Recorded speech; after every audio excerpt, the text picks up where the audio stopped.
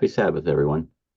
Before I get started, I'm expecting my brother to come in my doors pretty soon, and I will have to hit the mute because my dogs will get really loud for a couple of seconds. So please forgive me for that. With what's going on today in the world, we have different people in Congress and state legislatures talking about bringing back a Sunday law, a need to come back to God, a 32-hour work week so we can have time off with our family and have a set aside day of rest that we can get away from work. And we have it in the EU. It's really being pushed really hard. In the COP28, the climate change agenda, in the encyclicals, last two encyclicals by the current Pope, they're all talking about a day of rest, not for any particular denomination, but for everybody to have one common day off. So I went back again. I'm looking at how America is going to be the dominant force in pushing this agenda from Revelation 13. So Revelation 13:11, I behold another beast. Another means a different beast that's different from the first, coming up out of the earth, and had two horns like a lamb, and it spake as a dragon. The word spake, we see it as a past tense usage. It is an archaic form of the word speak. In the Greek, though, it's a obsolete verb, and it's a prolonged verb, which means to talk. So when this beast, when America comes up out of the earth, it begins to speak and it continues to speak as a dragon. We can all see how today it does speak as a dragon. And for the last nigh on 100 years or so. But when it first appears on the scene as a nation or a budding nation, how did it speak like a dragon? Most people see Declaration of Independence. It was before that. The Congress, this is from Uriah Smith. I'll be quoting from Uriah Smith and S.N. Haskell, and a couple of things from Sister White as well, from the Spirit of Prophecy, Volume 4, which is the Great Controversy. Uriah Smith wrote, the Congress also passed the Articles of Association, which called on the colonies to stop importing goods from the British Isles beginning on December 1st, 1774, if the intolerable acts were not repealed. They sent this article to the King of England, which was their king, and said, you know, we're going to stop giving you our goods, and we're going to stop taking goods from you also, if you don't repeal all your acts that are grinding us down to nothingness. We won't do it anymore. We refuse. Before the Declaration of Independence, this nation began to speak as a dragon. 1774, December 1st, was a deadline they gave the king. The Revolutionary War began April 19, 1775. And I found a lot of different quotes from people early on in the creation of America and up to the early 1800s. In fact, Sir Thomas Browne in 1682, he predicted the growth of the power here, which would rival European kingdoms in strength and power. That was in 1682, before America was a nation, before it began to be a nation. Sir Thomas Browne saw the greatness of what America would become. There was a traveler and an author named Barnaby, who 1759 or so, he traveled across the territories. 1775, he published books, or his assessment. He said, an ideal strange as it is visionary has entered into the minds of the generality of mankind. That empire is traveling westward. He's speaking of America. And everyone is looking forward with eager and impatient expectation to that destined moment when America is to give the law to the rest of the world. And I found that sentiment by Barnaby very, very interesting in connection with Revelation 13, chapter verse 11 through 14 and so. Because he saw, somehow he knew that we were destined to give the law to the rest of the world. But what law was he speaking about? John Adams, 1775, he wrote, soon after the Reformation, a few people came over to this new world for conscience sake. Perhaps this apparently trivial incident may transfer the great seat of empire to America. Before America became great, before it became a nation, people saw something special in this nation. So there are hundreds of quotes like this from people from early before the nation was formed till shortly after, from all around the world in the major nations. They knew America was destined for something they called great. So early on, we spake as a dragon. We spoke as a dragon. We're still speaking as a dragon. Uriah Smith also said about the Constitution that to secure these rights, governments instituted among the men, deriving their just powers from the consent of the governed. This was a death blow to the papal hierarchy.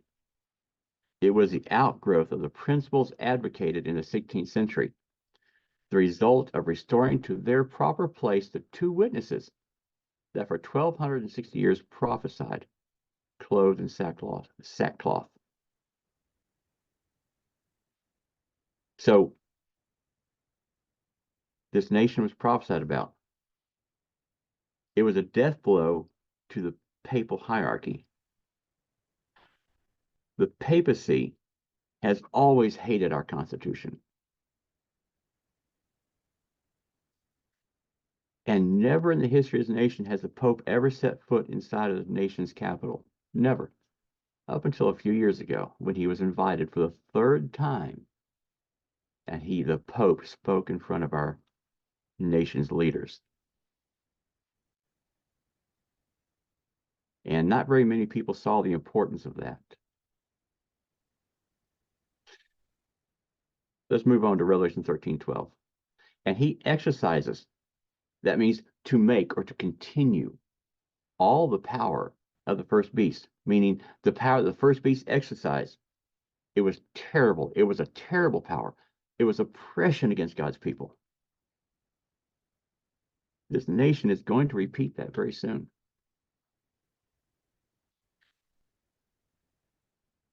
All the power of the first beast before him, meaning in the face of the Roman Catholic Church, in the face of the papacy, this nation is going to do what they did all over again.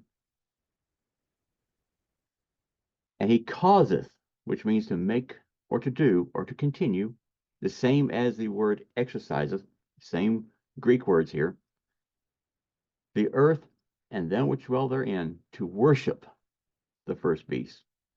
That word worship is interesting. I'm a dog lover. I love dogs. I have dogs. I got a brand new little puppy that I rescued. And that word worship means to kiss, like a dog licking his master's hand. Let that sink in a minute. Like a dog licking his master's hand.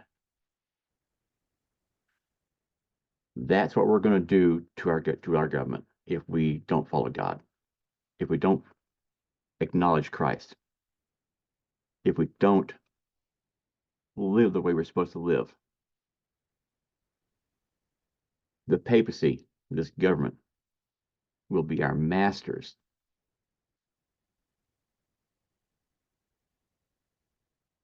That to me is a fearful thought.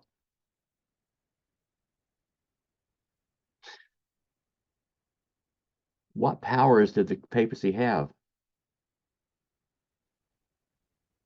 What powers did it use to persuade people to recant their beliefs, to turn from God's word to what the papacy taught?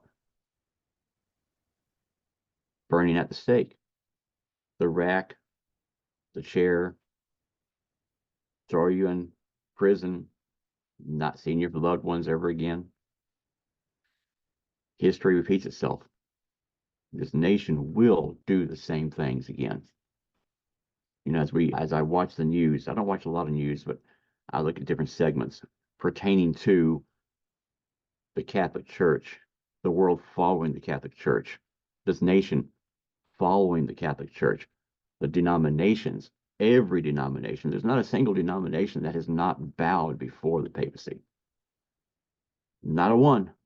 The Adventist Church sent people over and they bow before the Pope. Every denomination is wandering after the beast. It wasn't said, but just a few years back, well, maybe 10 or 15 years back now, to me, it's just a few, that the protest is over. I am not a Protestant by any stretch of the imagination. I am a Protestant. They are not the same things. The protest is not over. The wrongs in all the churches, the twisting of scriptures, the lukewarm sermons, the feel-good teachings. Oh, God knows your heart. And all this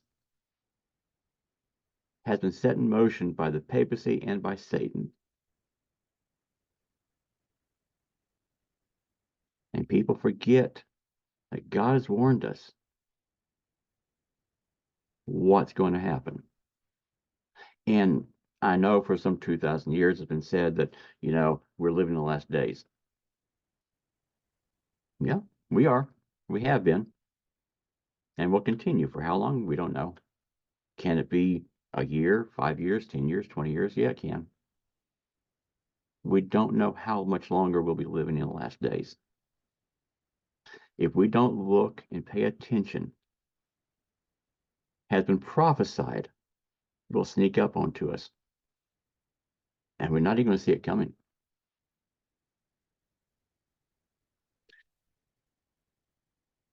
Verse 13. And he doth great wonders. This isn't a sleight of hands type of thing. You see, maybe as we were younger, we saw these so-called magicians doing sleight of hand tricks. We thought it was magic. And that's not what's going to happen. Okay, not at all.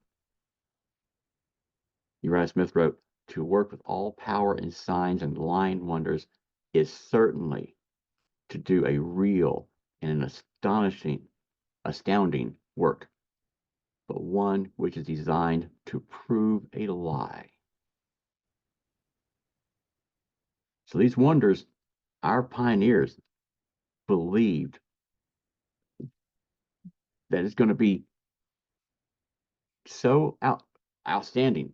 We don't know what it's going to be. We can't explain what it's going to be. But it's all designed for one thing, to prove a lie. And what is that lie? Everything the papacy teaches and that all the denominations are hanging on to. And he doth great wonders, so that he maketh fire come down from heaven on the earth in the sight of men. We have no clue what this is. We know that there was a bunch of Israelite priests who were worshiping Satan, Balaam, and they were challenged to have fire called down from their God. And we know that didn't happen. We know that one lone true follower of God prayed to God for fire from heaven. Fire came down and devoured not only what was on the altar, but the altar and all the water that was poured around it. We know that God can bring fire down from heaven. What is it Satan's going to do? The nation of America is going to do. I mean, what are they going to do to prove their lie? Revelation 13:14, and he deceiveth, which means to lead away, to go astray, or to seduce, okay? And to seduce them that dwell on the earth by the means of those miracles which he had power to do in the sight of the beast. I find that understanding of that word deceiveth interesting. What this nation is going to do will seduce people by these so-called miracles, which he had power to do in the sight of the beast, saying to them that dwell on the earth that they should make an image to the beast. We know the image is the Sunday law, or that's our understanding, what we understand, which had the wound by the sword and did live. Here's a little quote. What would an image of the papacy be? Another ecclesiastical establishment clothed with a similar power? How could such an image be formed in this country? Think about it. We are supposed to be a Protestant nation. We're supposed to be, you know, we were brought up to be against the Catholic Church. That our laws, our Constitution says the government cannot form a religion.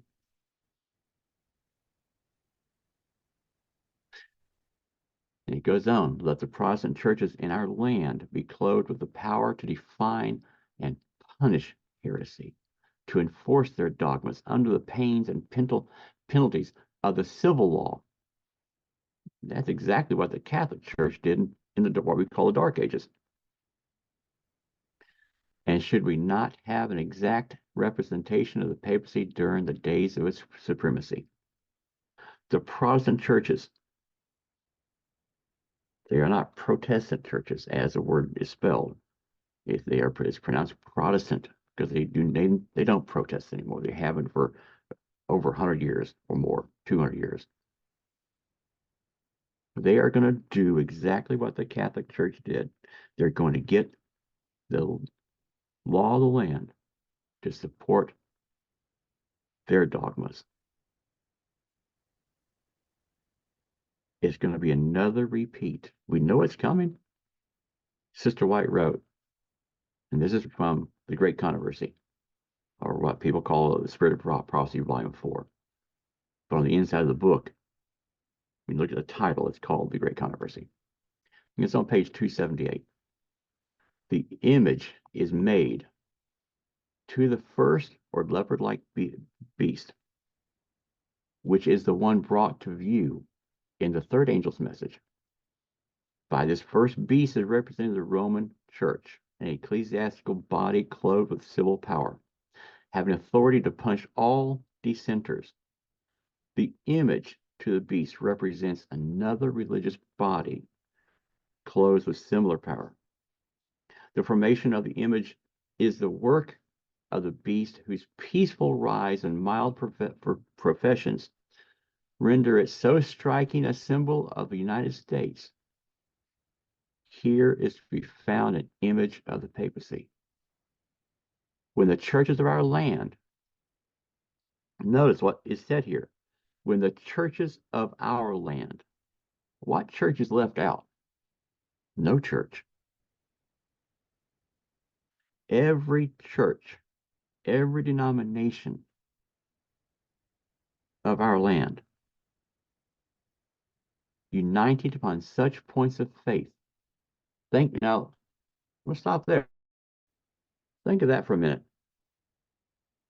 Think of every denomination that you know of, you've been a part of,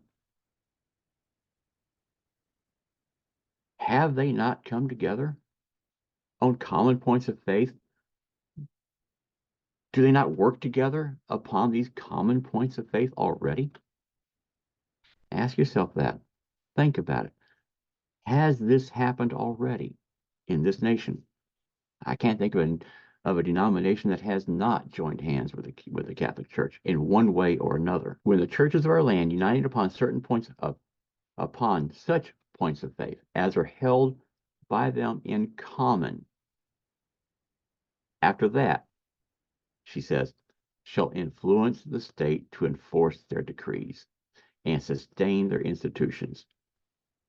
I'm going to stop there now. We have a presidential election coming up in November. And yet again, we have another to be president. Actually, he's a former president, holding up a Bible, selling a Bible, pushing a Bible. It's been done before. It's not the first time. Both sides have done it. And he is saying, hey, we're going to bring America back to God. Here's the Bible. And that he has his favorite book. I'm not pushing for or against any side, because God is not on either side. And neither should we be. But just what is being said. He said that when he first got into office, and he made a lot of changes. He made it to where from the pulpit now, the preachers can preach for or against a political opponent without fear of the IRS shutting them down, taking away their special status, tax-free status. He made a lot of changes. He surrounded himself with these supposed biblical scholars and preachers and people of God. He's doing it again. I'm not saying that he is going to fulfill prophecy. I'm just saying that look at what's going on. So when the churches of our land unite upon common points of faith, which they have done and have been doing since the early 80s and before, actually, that are held by them in common, shall influence the state to enforce the decrees and sustain their institutions. At that point, then, she says, then will Protestant America have formed an image of the Roman hierarchy. That part hasn't happened yet. I see it happening very quickly. She goes on, then the true church will be assailed by persecution, as were God's ancient people. That was on in page 278. And if you saw the little black book, it's a middle paragraph, or there about the middle of the page. Now, speaking of the Sunday law, I've read this and I don't know how many times I've read it. I've read it and read it, and it never hit me up here. It never sank in. But in the same book, on page 444, the paragraph begins, and it's at the bottom left-hand side of the book, the page. In the last conflict, the Sabbath will be the special point of controversy throughout all Christendom. Secular rulers and religious leaders will unite to enforce the observance of Sunday. Now think of climate change. Think of that for a minute. Think of what they're pushing. One day off to give their what they call Mother Earth a day to rest. Family time. So the families can get close again. It sounds good. Are they all uniting right now for climate change, which will be an enforcement of Sunday law, a day of rest? If you've not paid attention to COP28, COP27, COP26, you really should. If you haven't read the Laudato Si by the Pope, you really should. Because what Sister White here said, and what Haskell has written, what Uriah Smith has written, and other of our pioneer men have written, it's right there. The Sunday law is here. It's just around the corner. She continues. I'm going to start that one sentence over. Secular rulers and religious leaders will unite to enforce the observance of the Sunday. And as milder measures fail, notice that as milder measures fail, the most oppressive laws will be enacted. It will be urged that the few who stand in opposition to an institution of the church and the law of the land ought not be tolerated. And a decree will finally be issued denouncing them as deserving of the severest punishment and giving the people liberty after a certain time to put them to death. Romanism in the Old World and apostate Protestantism in the New will pursue a similar course towards those who honor the divine precepts. I really pray that this is sinking in. I really do. Her very next paragraph states, the people of God will then flee from the cities and villages and associate together in companies, dwelling in the most desolate and solitary places, find refuge in the strongholds of the mountains. And she continues, looking at today, looking at what's going on today. I mean, I've always loved the Constitution. I have been in past a big, huge promoter of the Constitution and the Bill of Rights. And to a point, I still am. But knowing what the Bible has stated about what this nation will become, I think people, Adventists, people who have the same understanding as we do, have lost sight of what this nation is going to become and is becoming even as we meet here today. We look at the current establishment where they're bringing all kinds of satanic laws in, and there's no other way to put it, but they're satanic laws, bringing in mutilation of children so they can be what they feel they believe they are. Uh,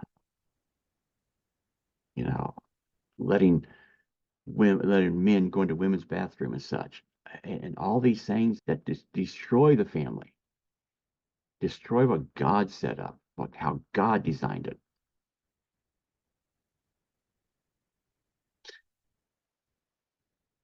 I see what's going on, and I understand that it can be scary. And I'm not going to sit there and tell you that I'm not in a little bit scared. In a little way, I am. But I also know and understand this is going to happen. We have to prepare not only the adults, but the children for what's going to happen and keep them focused on Christ. Because God has said in the Old Testament, New Testament, He will take care of His people. These horrible things are going to happen to some of His people. Yeah, some of us are going to be put in jail, some of us are going to be tortured. It's going to happen. But we have people that we can look back, like Daniel, like his three companions in the fire.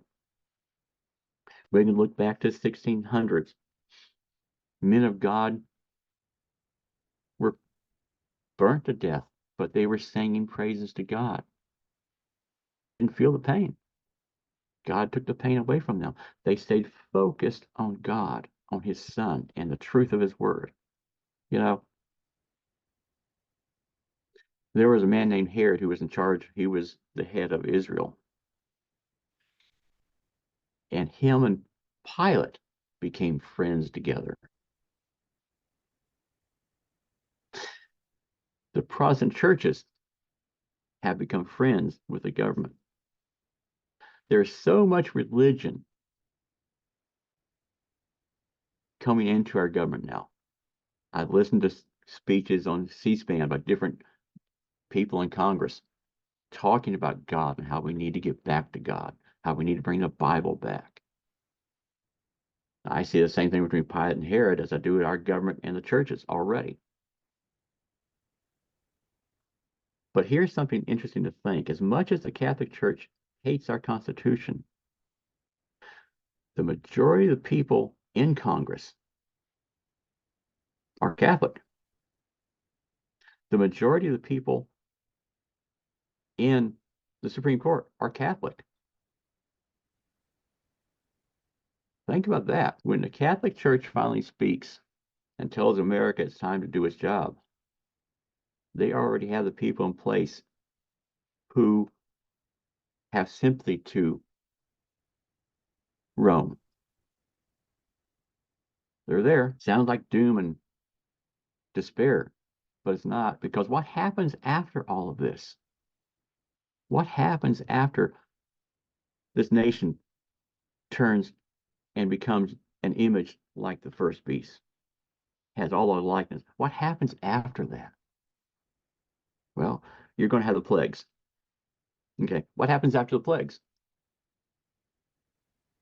The second coming.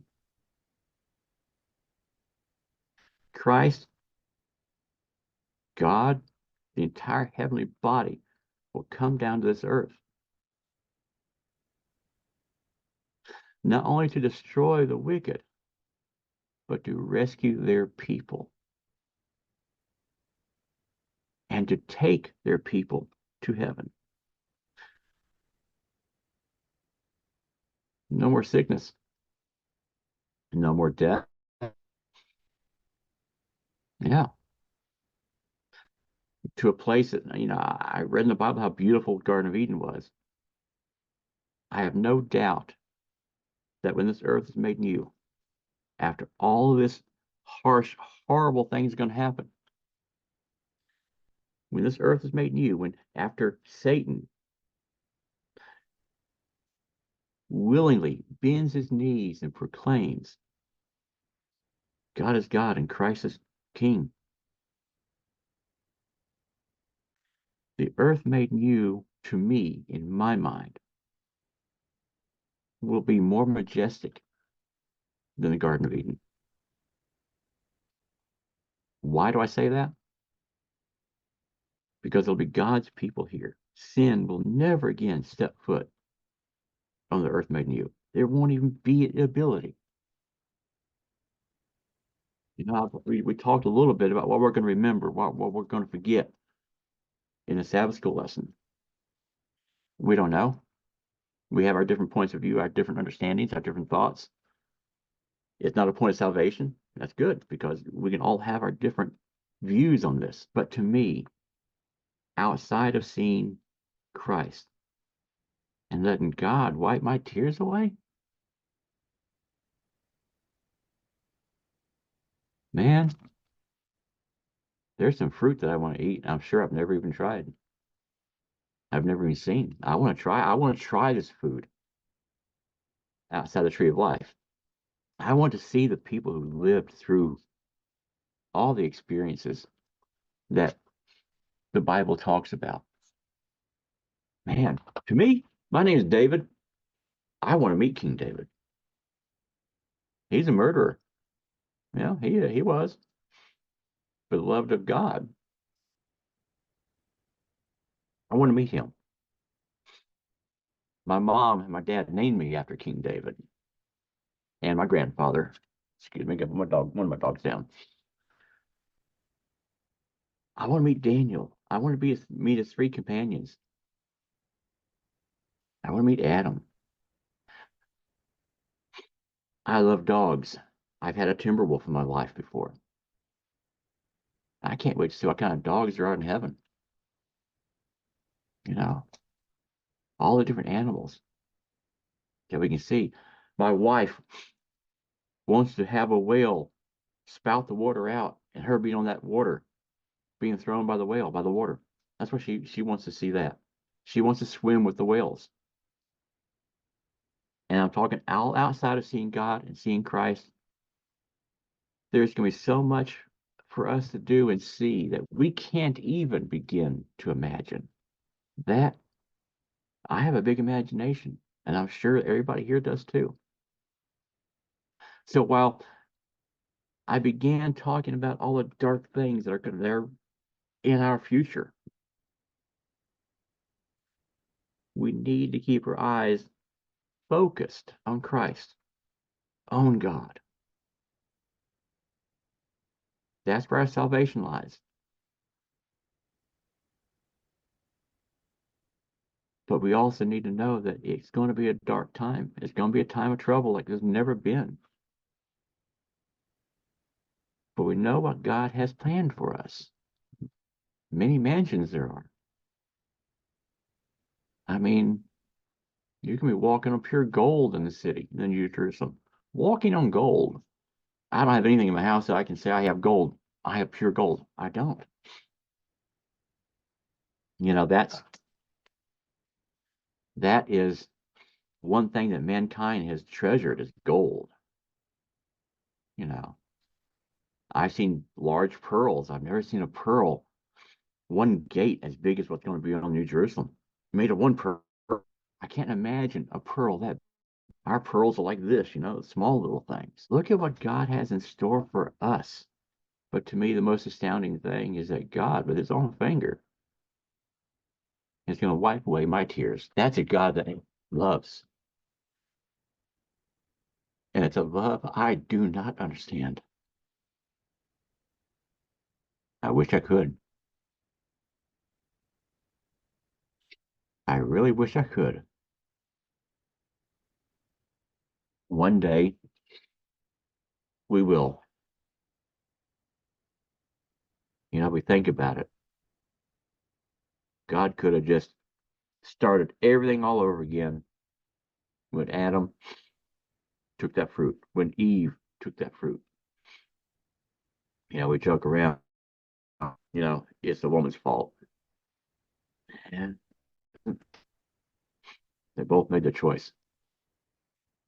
But God could have started, said, no, no, no.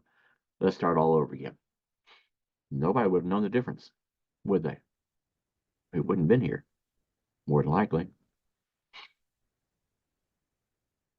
When Satan first began in his heart wanting to be above God, because he was jealous of Christ, he became jealous of God. He wanted to have all the power. God could have stopped it right then and there. He could have, and no one would have been the wiser.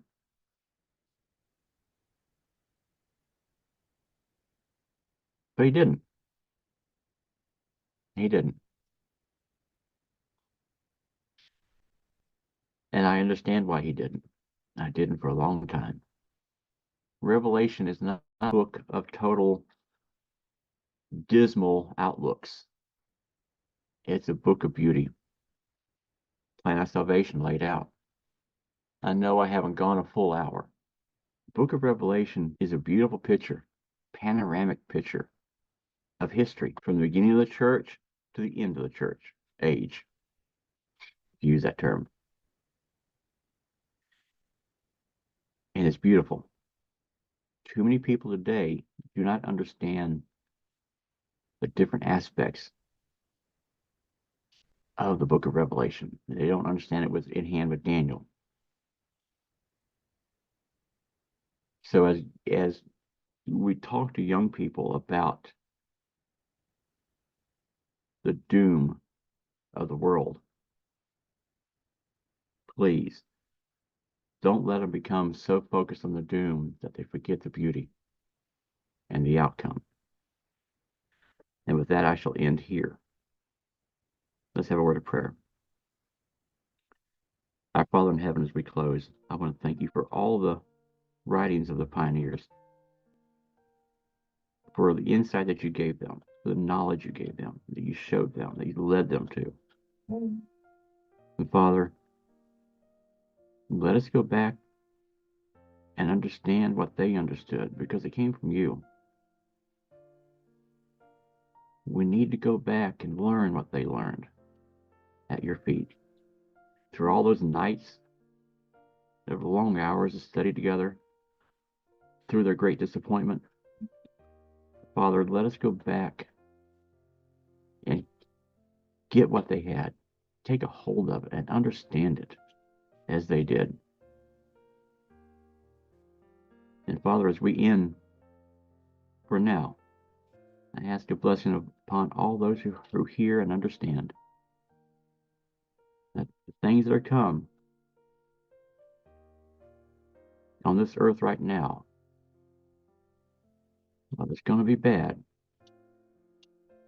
You've got something great in store for us. And for that, Father, I thank you. I ask it in Jesus' name. Amen.